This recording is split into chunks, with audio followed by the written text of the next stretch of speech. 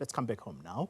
The residents of Randfontein on the West Rand have been forced to flee their homes as the illegal mining crisis escalates. They're now sheltering at a local community hall and are once again appealing for urgent intervention. They say they've had to abandon their belongings and livelihoods.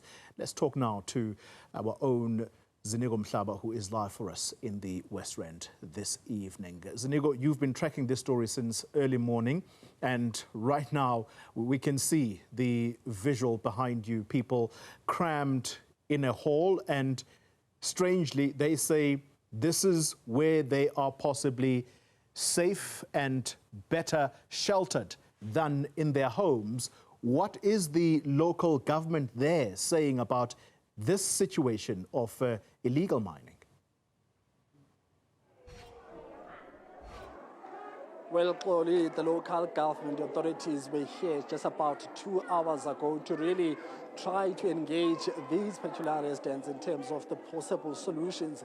And obviously, the initial attitude from those who were here, especially on the first meeting, which was held about a few days ago, because today they came for a second meeting, an update in terms of what is it that the local authorities in the West Rand have done to really try to find a solution to assist these mothers and fathers and, of course, these young children. So what is happening right now is that it's supper time. As you can see, some of them are queuing up to grab some food they will be eating so that they can be able to continue spending the night with other members of this community.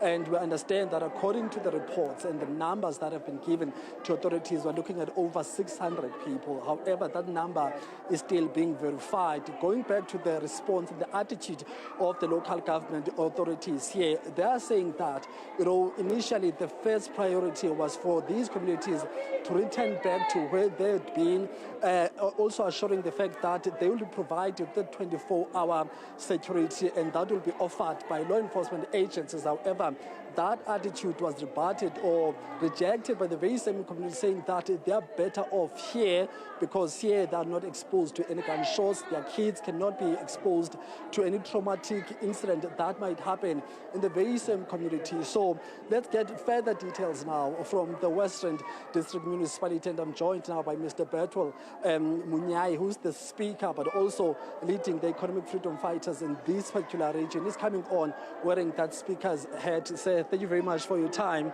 You were here when the officials from the Rand West Municipality were briefing the community. I think after all is said and done, the reality is these community members are going to spend another night here. Do you think enough has been done to fast-track whatever processes that needs to be fast-tracked, but also just your response on the issues of the housing crisis and the idea that there's a conversation that these people might consider or must consider returning back to that community? No, thank you very much. We've tried to bring all stakeholders, including the police enforcement, of which we were ensuring that there must be safety in Sporo, with the visibility of police, ensuring that everyone is safe. But the community, they've indicated that they cannot go back there because they fear for their life. And what happened, the police were unable to protect them, particularly at night, so they fear for their life.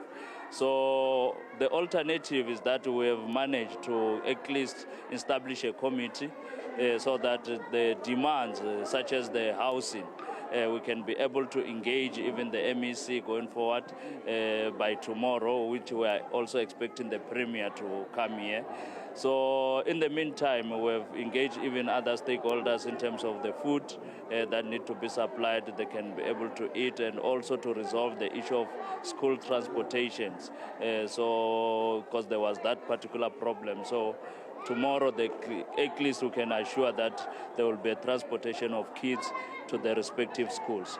The issue of housing, so we're going to verify majority of them, whether they've applied for housing, and those that they've got relevant documentation, we can able to assist them, but not to say those who are here, they cannot be able to eat. Everyone is accommodated. But in the meantime, this is the safe place we can able to provide. In the meantime, we are dealing with the bigger problem.